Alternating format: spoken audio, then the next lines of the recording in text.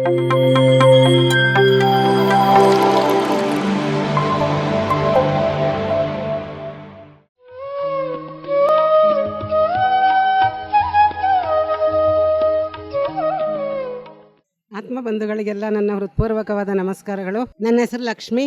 ನಾನು ಚಳ್ಳಕೆರೆಯಿಂದ ಬಂದಿದ್ದೀನಿ. ನಾನು 23 ವರ್ಷಗಳಿಂದ ಈ ಧ್ಯಾನ ಮಾಡ್ತಿದ್ದೀನಿ.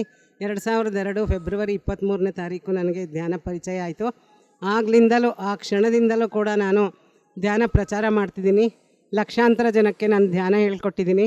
ಸಾವಿರಾರು ಕ್ಲಾಸ್ಗಳನ್ನ ಕಂಡಕ್ಟ್ ಮಾಡಿದ್ದೀನಿ.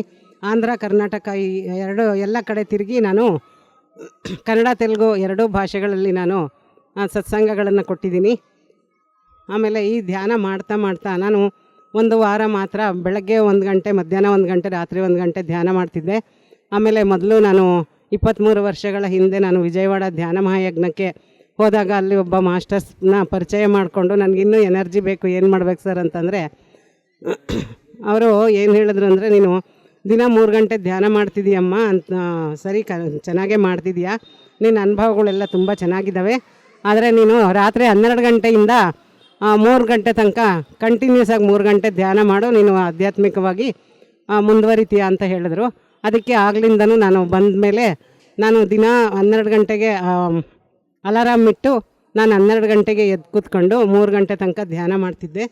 3 ಗಂಟೆ ಒಂದು ಆಲೋಚನೆ ಇಲ್ಲದೇನೂ 3 ಗಂಟೆ ಕೂತ್ಕೊಳ್ತಾ ಇದ್ದೆ ಕಂಟಿನ್ಯೂಸ್ ಆಗಿ.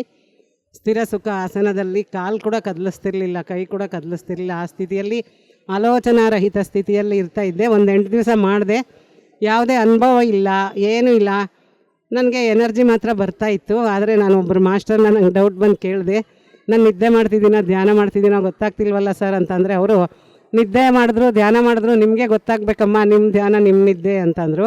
ಅದಕ್ಕೆ ನಾನು ಮಲ್ಕೊಂಡು ನಿದ್ದೆ ಮಾಡ್ಬೋದಲ್ಲ, ಕೂತ್ಕೊಂಡು ಯಾಕೆ ತೋಡಿಸ್ಬೇಕು ಅನ್ನಿಸ್ಬಿಡ್ತು. ಆವಾಗ ಹಂಗೆ ಸಂಶಯ ಪಟ್ಟಿದ್ದಕ್ಕೆ 1 ದಿವಸ 8 ದಿವಸ ಆದಮೇಲೆ ಒಬ್ಬರು ಮಾಸ್ಟರು ಬಂದು, ಯೋಗಿಗಳು మీరు చేస్తూ ఉండేది ಕರೆಕ್ಟು, ಕಂಟಿನ್ಯೂ చేయండి ಅಂತ ಹೇಳಿದ್ರು. ಅವರು ವಸಿಷ್ಠ ಮಹರ್ಷಿಗಳು ಅಂತ ಗೊತ್ತಾಯಿತು. ಆಗ ನನಗೆ ತುಂಬ ಸಂತೋಷ ಆಗಿಬಿಡ್ತು. ನಾನು ಕೂತ್ಕೊಂಡ ತಕ್ಷಣ ಡೀಪಾಗಿ ಹೋಗ್ಬಿಡ್ತೀನಿ. ಹಾಗೆ ನಾನು 1.5 ವರ್ಷ ಮೊದಲು ಮಾಡ್ತಾ 3 ಗಂಟೆ ಮಾಡ್ತಾ ನಾನು 3 ಗಂಟೆ ಅನ್ನೋದು ಬಾರ್ಡ್ರ್ ತೆಗೆದಾಕಿ ನಾನು ಇನ್ನೂ ಹೆಚ್ಚು ಮಾಡಿಕೊಂಡೆ. 4 ಗಂಟೆ, 5 ಗಂಟೆ, 6 ಗಂಟೆ ಹಾಗೆ ರಾತ್ರಿ ಎಲ್ಲ ಧ್ಯಾನ ಮಾಡ್ತಿದ್ದೆ. ಜೊತೆಯಲ್ಲೇ ನನಗೆ ಧ್ಯಾನಕ್ಕೆ ಕೂತಿದ್ದ ದಿವಸನೇ ಫಸ್ಟ್ ಟೈಮೇ ನನಗೆ ಥರ್ಡ್ ಐ ಓಪನ್ ಆಯಿತು. ಲಕ್ಷ್ಮೀ, ಸರಸ್ವತಿ, ಪಾರ್ವತಿಯವರೆಲ್ಲ ಕಾಣಿಸಿ ನನ್ನೊಳಗೆ ಐಕ್ಯ ಆದಂಗೆ ಆಯಿತು. ಆಮೇಲಿಂದ ಮುಂದೆ ಆಗೋದೆಲ್ಲ ಥರ್ಡ್ ಐ ಓಪನ್ ಆಯಿತು. ಆವಾಗಲೇ ಮುಂದೆ ಆಗೋದೆಲ್ಲ ಗೊತ್ತಾಗ್ತಾ ಇತ್ತು, ಎಷ್ಟೊಂದು ಹೇಳ್ತಾ ಇದ್ದೆ. ಆಮೇಲಿಂದ ಹಾಸ್ಟ್ರಲ್ ಟ್ರಾವೆಲ್ ಎಲ್ಲ ಮಾಡಿದ್ದೀನಿ. ಒಂದು ದಿವಸ ಪತ್ರಿಜಿ ಅವರು ನಿಜವಾದ ಮಾಸ್ಟರ್ ಆದರೆ ನಮ್ಮ ಮನೇಲೇ ಧ್ಯಾನಕ್ಕೆ ಕೂತ್ಕೊಂಡು ಹಾಸ್ಟ್ರಲ್ ಟ್ರಾವೆಲಿಂಗ್ ಮಾಡಬೇಕು. ಹಾಸ್ಟ್ರಲ್ ಬಾಡಿಯಿಂದ ನಾವು ಈಜಿಪ್ಟ್ ಗ್ರೇಟ್ ಪಿರಮಿಡ್ಗೆ ಹೋಗಿ ಅಲ್ಲಿ ಕಿಂಗ್ಸ್ ಚೇಂಬರಲ್ಲಿ ಧ್ಯಾನ ಮಾಡ್ಕೊಂಬರ್ಬೇಕು.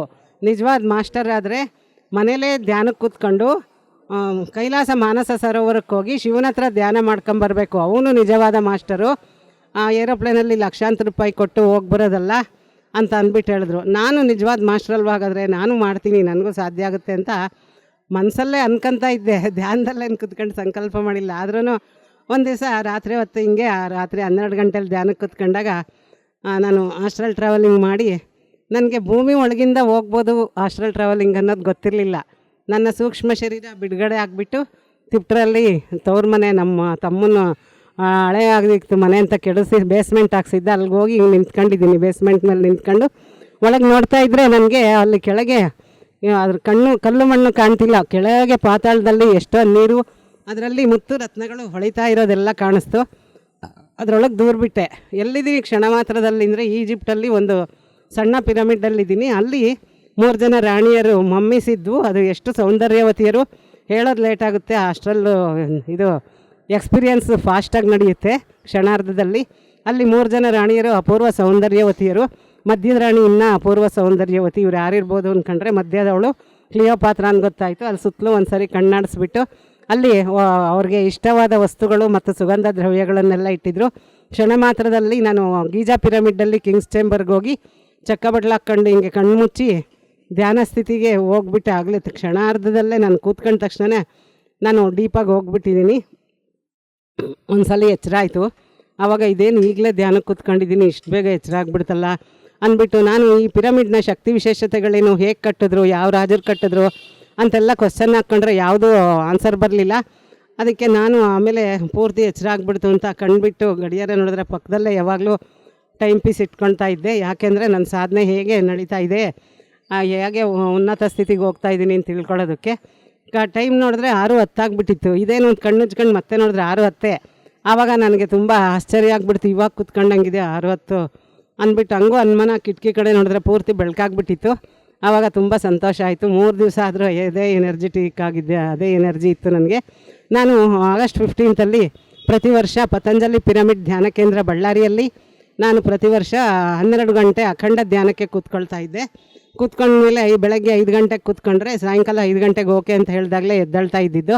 ಆ ಟೈಮಲ್ಲಿ ಒಂದು ಸಲ ನನಗೆ ಎಚ್ಚರ ಆಯಿತು.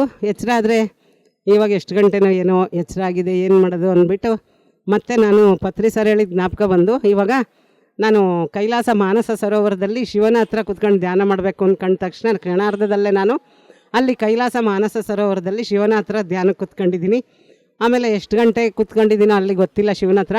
ಆಮೇಲೆ ಒಂದ್ಸಲ ಎಚ್ಚರ ಆಯಿತು. ಎಚ್ಚರ ಆದ ತಕ್ಷಣ ನನಗೆ ಫಿಸಿಕಲ್ ಬಾಡಿ ಎಲ್ಲ ನಡ್ಗೋಕ್ಕೆ ಶುರುವಾಗ್ಬಿಡ್ತು. ತುಂಬ ಚಳಿ ಆಗ್ತಾ ಇದೆ. ಯಾಕೆ ಬಳ್ಳಾರಿಲಿ ಇಷ್ಟೊಂದು ಬಿಸಿಲಿದೆ, 6 ಗಂಟೆ ಆದರೂ ಬಿಸಿಲಿರುತ್ತೆ, ಅಂಥದ್ರಲ್ಲಿ ನನಗೆ ಯಾಕೆ ಚಳಿ ಆಗ್ತಿದೆ ಅಂದ್ಕೊಂಡ್ರೆ ನಾನು ಆವಾಗ ಅವೇರ್ನೆಸ್ಸಿಗೆ ಬಂದು ನಾನು ಗೊತ್ತಾಯಿತು, ನಾನು ಅಷ್ಟೊತ್ತೂ ಐಸಲ್ಲಿ ಕೂತ್ಕೊಂಡಿದ್ನಲ್ಲ ಶಿವನ ಹತ್ರ, ಫಿಸಿಕಲ್ ಬಾಡಿಗೂ ಚಳಿ ಆಗಿದೆ ಅಂತ ಅರ್ಥ ಆಗಿ ತುಂಬ ಖುಷಿ ಆಗಿಬಿಡ್ತು. ಹೀಗೆ ಲಕ್ಷಾಂತರ ಅನುಭವಗಳು. ಹೀಗೆ ಎಲ್ಲರೂ ಧ್ಯಾನ ಮಾಡಿ ಶಾಕಾಹಾರಿಗಳಾಗಿ ಪಿರಮಿಡ್ಗಳನ್ನು ಕಟ್ಟಿಸಿ ಪಿರಮಿಡ್ಗಳಲ್ಲಿ ಧ್ಯಾನ ಮಾಡಿ ರ್ಯಾಲಿಗಳು ಮಾಡಿ ಅಹಿಂಸಾ ಯಜ್ಞ ಮಾಡಿರಿ ಅಂತ ಹೇಳಿ ಎಲ್ಲರೂ ಧ್ಯಾನಿಗಳಾಗಬೇಕು, ಜ್ಞಾನ ಹೊಂದಬೇಕು, ಪಿರಮಿಡ್ ಜಗತ್ತಾಗಬೇಕು, ಧ್ಯಾನ ಜಗತ್, ಸಸ್ಯಾಹಾರಿ ಜಗತ್. ಜೈ ಪತ್ರಿಜಿ. PMC ಕನ್ನಡ ಚಾನೆಲ್ ಅನ್ನು ಲೈಕ್ ಮಾಡಿ, ಶೇರ್ ಮಾಡಿ, ಸಬ್ಸ್ಕ್ರೈಬ್ ಮಾಡಿ ಮತ್ತು ಮಾಡಿಸಿ. ಎಲ್ಲರಿಗೂ ಧನ್ಯವಾದಗಳು.